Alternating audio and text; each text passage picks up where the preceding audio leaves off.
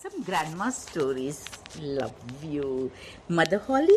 Once there was a widow who had two daughters. One was pretty and industrious, while the other was ugly and idle. She was much fond of the ugly and idle because she was her own daughter, and the other, who was stepdaughter, was obliged to do all the work. Every day the poor girl had to sit by a well and spin till the fingers bled. One day the shuttle got marked with her blood, so she dipped it in the well to wash the dark mark off. But the shuttle slipped into her hand, fell in the bottom. Then she began to weep and ran to her stepmother to tell her of the mishap. But her stepmother scolded her sharply and shouted, "You mustn't fetch it out. You must fetch it out again." So the girl went back to the well, and in the sorrow of her heart, she jumped into the well to get the shuttle. She got unconscious. When she woke up, she was in a lovely meadow where the sun was shining and thousands of flowers were growing. She went across the meadow and came to the baker's oven, which was full of bread. The bread cried out, "Take me out of, or I shall burn. I have been baked a long time." So she went up to it and took out all the loaves, one after another, with a bread shovel. After that, she moved on till she came to a tree covered with apples, which called out to her, "Oh, shake me, we apples are all ripe." So she went up shaking till the apples were down. Then she went to her way, and the last came to a little house. Some of the old women peeped. Old woman called out to her, "Don't be afraid of me, dear child. Stay with me. Do the housework, and you must make my bed well and shake it thoroughly till the feathers fly and it snow. When they do, I am Mother Holly." As she spoke so kindly to her, the girl agreed. She did everything properly and shook her bed vigorously every day. She stayed for some time in the Mother Holly. At last, she said, "I must go up again to my own people." Mother Holly agreed and said, "As you have served me so truly, I myself will take you up again." Mother Holly led her to a large door. The door was open, and a heavy shower of golden rain fell on the other side. All the gold clung to her. Mother Holly asked her to take all the gold and also gave her the shuttle. Thereupon the mother door closed, and she was near her own house. As she went into the yard, the cock cried, "Cuckoo-doo, cuckoo-doo, the young golden girls come back to you. Your golden girls come back to you." She was well received both by her mother and the sister because of great gold. When the mother heard this story, she became anxious to obtain the good luck for her real daughter. So she did the same things and gave the daughter to become the beautiful meadow and walked along the same path. She did not help the oven and the apple tree. Then came the Mother Holly's house and agreed to work. The first day she was forced to work diligently, but later she became lazy. Mother Holly was tired of this and asked her to leave. The lazy girl thought that now the golden rain would come. Mother Holly led her to the great door, but while she was standing beneath it, a big ketful of pitch emptied on her. "That is your reward," said Mother Holly. So the lazy girl went home with the cock on the wall, cried out, "Cuckoo-doo, cuckoo-doo, the dirty girls come back to you." But the pitch clung fast to her and could not be removed long as she lived. The hare's bride? Aha. Once there was a woman and her daughter who lived in a pretty garden with cabbages. During winter, a little hare came into the garden and ate all the cabbages. The mother told her daughter, "Go into the garden and chase the hare away." The girl said to the little hare, "Go away, you will eat all the cabbages." The hare said, "Come, maiden, seat yourself on my little tail and come into my little hut." The girl said, "No." The next day the hare came again.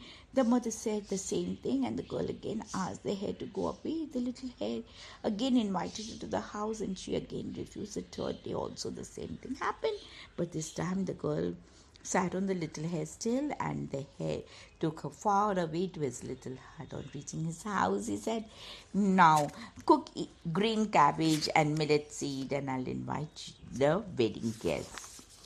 The guests included hares, the crows who acted as the parson, the fox who was the clerk, but the girl was sad and she was all alone. The little hare came near her and said, Open the doors, the wedding guests are married. The bride said nothing but kept weeping. The little hare went away. She came back again and said, take off the lid. The wedding guests are hungry. The bride said nothing but kept waiting. Weeping, the little hare asked her again, but she didn't reply, and the hare again went away. This time the bride dressed a straw doll in her clothes and gave her a spoon to stir with her and kept her by the pan. Then she went back to her mother. The little hare again came in and said, take off the lid. This time he tapped the doll on the head, such that her cap fell off. Suddenly he realized that it was not his bride but a straw girl, and he became very unhappy. 3 languages. Once there lived an aged count in Switzerland who had a son. His son was stupid and could learn nothing. One day the father said, hark, my son, I will give you into the care of the celebrated master. The youth was sent into a strange town where he stayed for the whole year with the master. But he came home. His father asked, my son, what have you learned? Father, I have learned that the dogs say when they bark. Oh God, cried the father, I'll send you to another master. The youth was taken to a second master, and when he came back, his father asked him the same question. This time I have learned what the birds say. The father got very angry and said, I will send you to a third master. When the youth came back, his father inquired and answered, this time I learned what the frogs croak. The father got furious. He called his people and said, this man is no longer my son.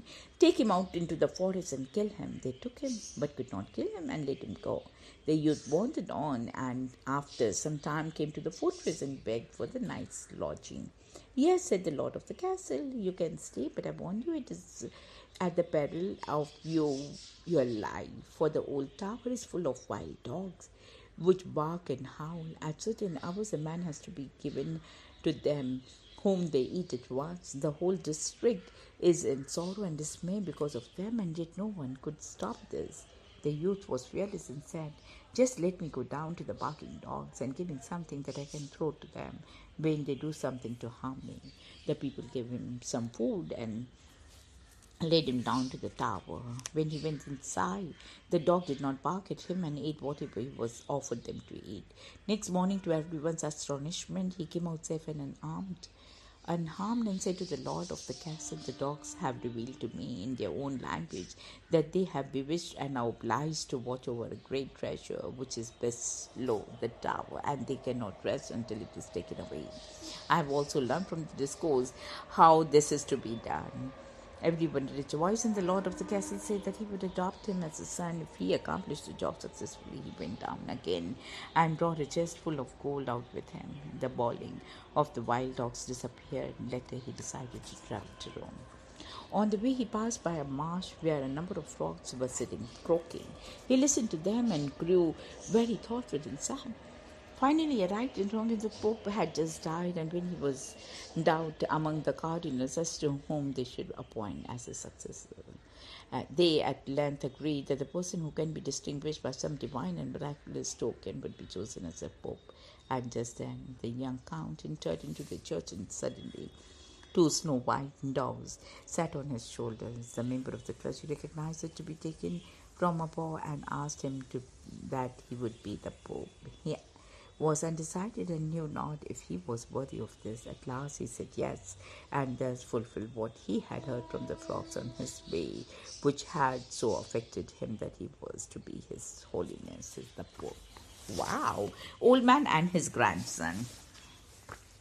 Once upon a time there lived an old man with his son's wife and his little grandson. They lived with his grandson very dearly. The man was so old and weak that his eyes had become dim, his ears dull of hearing, his knees trembled, and when he sat at the table he could hardly hold the spoon. The split the broth upon the tablecloth. The son and the daughter-in-law were disgusted at this, and soon misbehaved with the old man. So the old man at last had to sit in a corner to eat, and they gave him his food in an earthenware bowl, and not even enough of it. This made him very sad. But as he couldn't do anything, he used to look towards the table with his eyes full of tears. Once, when he was having his food, his hand started trembling so much that he could not hold the bowl, and it fell on the ground and broke. The young wife scolded him, but he said nothing and only sighed. Then they bought him a wooden bowl for a few halfpence, out of which he had to eat. They were once sitting thus, when the little grandson, who was 4 years old, began to gather some bits of the wood upon the ground. "What are you doing there?" said the father.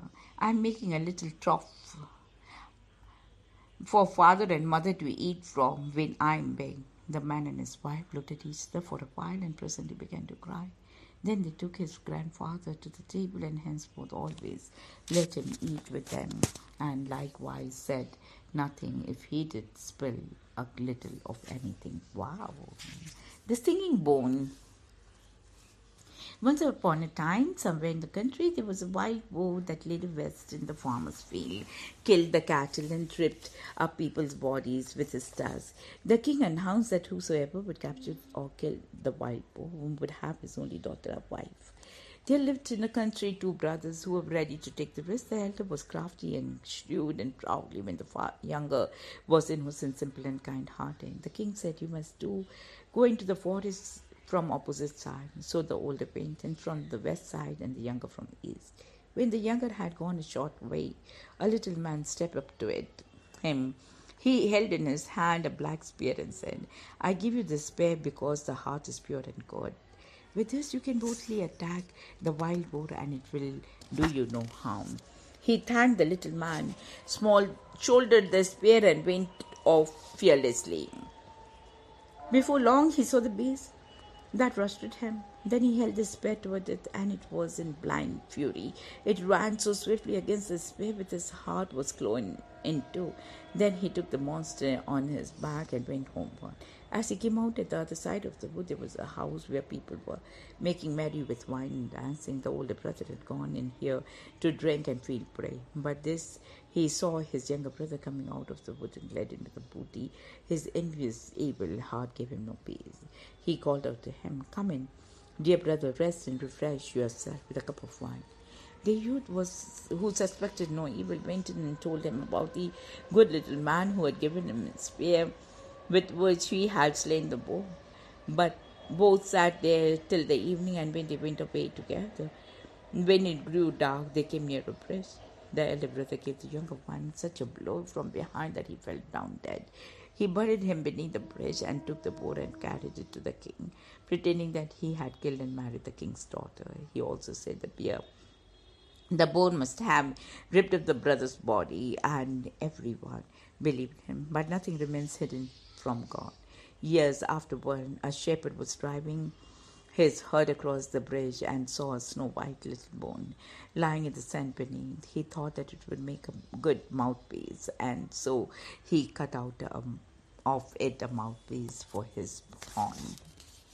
But when he blew through it for the first time, to his great astonishment, the bone began to its own accord to sing, "Ah, friend, thou blowest upon my bone. Long have I lain beside the water. My brother slew me for the boar, and took for his wife the king's young daughter."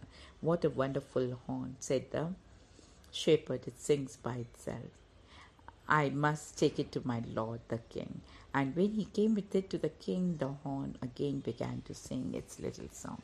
The king understood it all and caused the ground below the bridge to be dug open, and then the whole skeleton of the murdered man came to light. The wicked brother could not deny the deed and was sewn up in a sack and drowned, but the bones of the murdered man were laid to rest in a beautiful tomb in a churchyard. God, nice. Old Sultan. A farmer had a faithful dog called Sultan, who had grown old and lost all his teeth. He no longer could hold on to anything. One day the farmer said to his wife, "Tomorrow I intend to shoot old Sultan.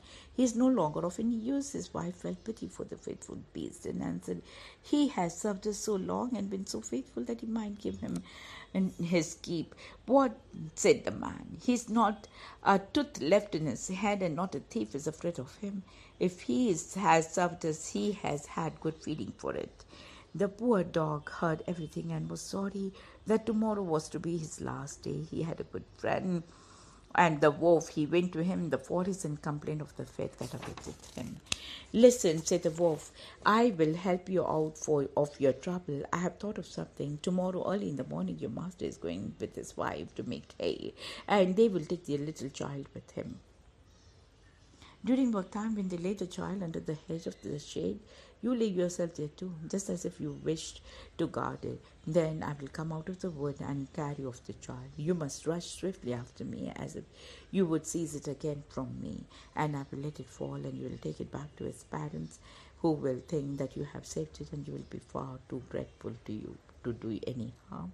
The plan pleased the dog, and it was carried out just as it was arranged. The father was very happy on getting back his son and promised to keep Sultan. Henceforth, old Sultan was happy again. One day the wolf came and said, I will help you so much. Promise me that you will just wink an eye if I carry off one of your master's fat sheep. I'll remain true to my master. I cannot agree to that, answered the dog. The wolf, who thought that the dog would never say anything, came at night to take away the sheep, but the farmer, to whom the faithful Sultan had told the wolf's plan, caught him. The wolf managed to run away, but warned Sultan that he will have to pay for it. The next morning, the wolf called the dog to come out in the forest so that he might settle the affair. Old Sultan could find no one to stand by him but a cat with only 3 legs, and as they went out together, the poor cat limped along and at the same time stretched out her tail into the air with pain. The wolf and his friend, the old boar, were already there.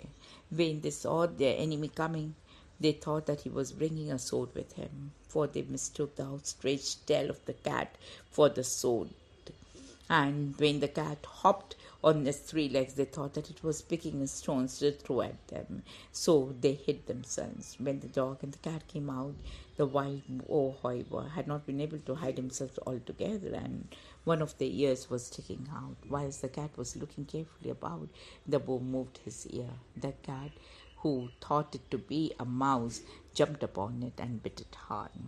The boar made a fearful noise and ran away, saying, the guilty one is up in a tree.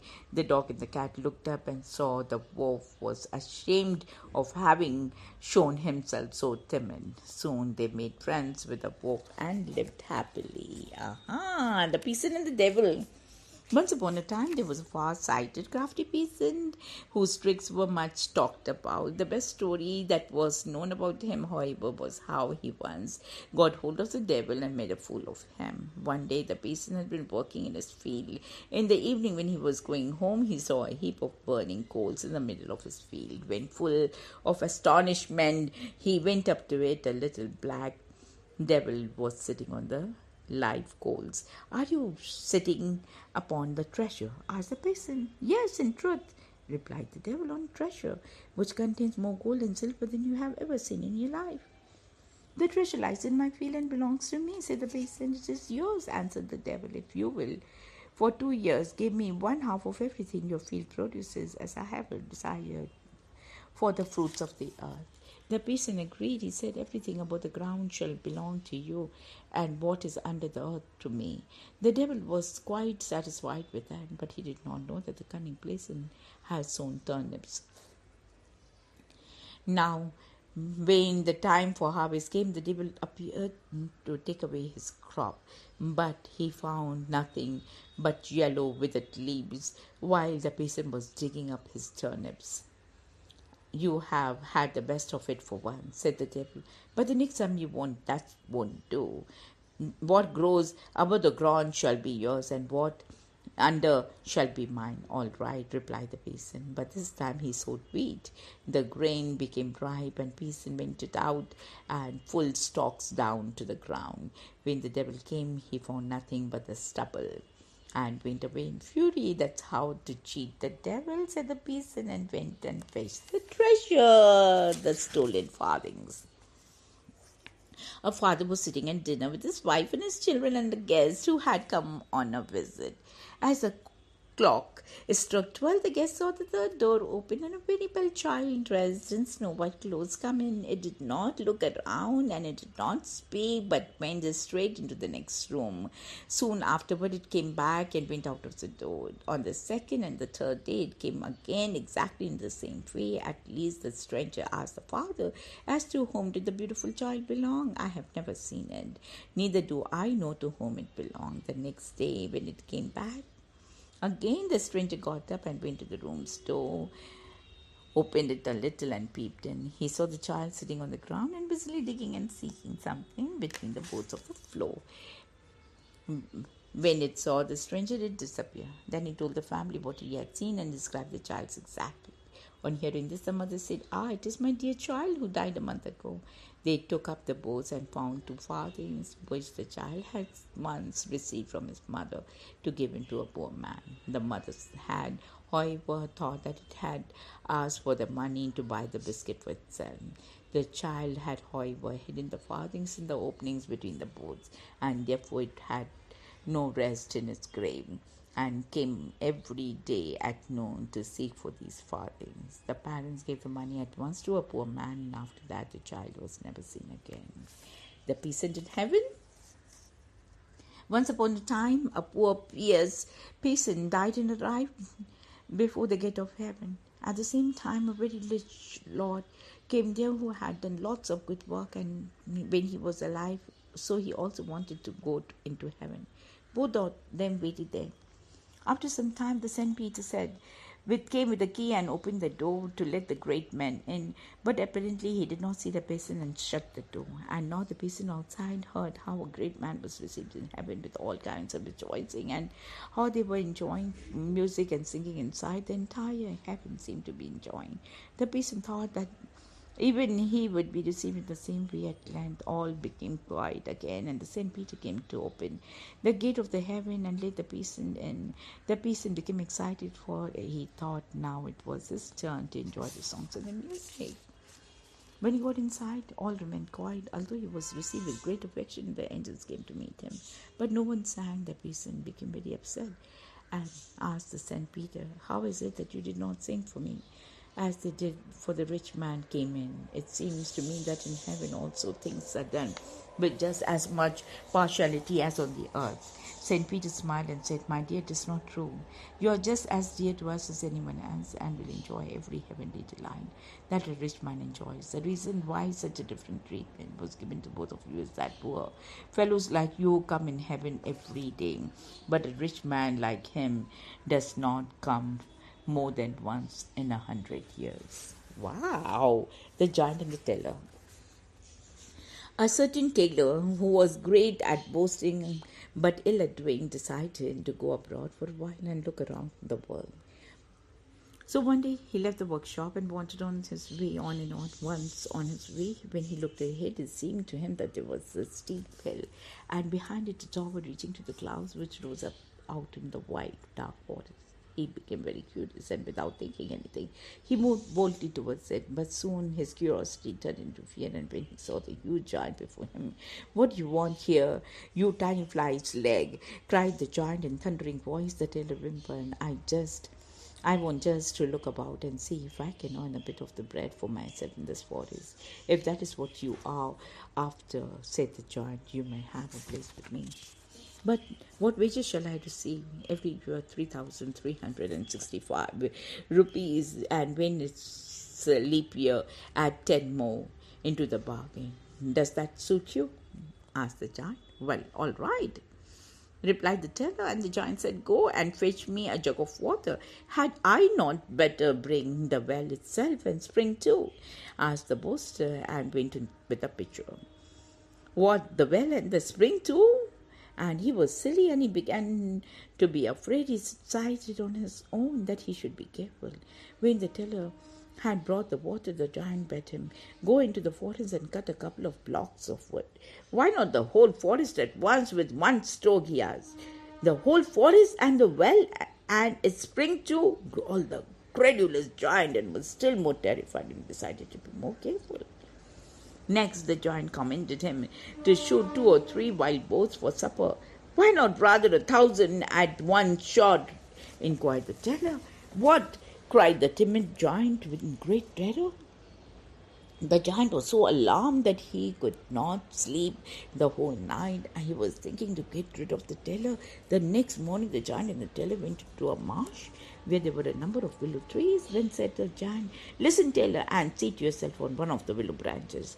I want to see if you're big enough to bend it down." All at once, the teller was sitting on it, holding his breath and making himself heavy, so heavy that the bow went down. When, however, he was compelled to draw breath, it hurled him so high into the air that he never was seen again, and the giant was delighted to get rid of the teller. Okay, nice. These are 10 stories, my God, that's beautiful.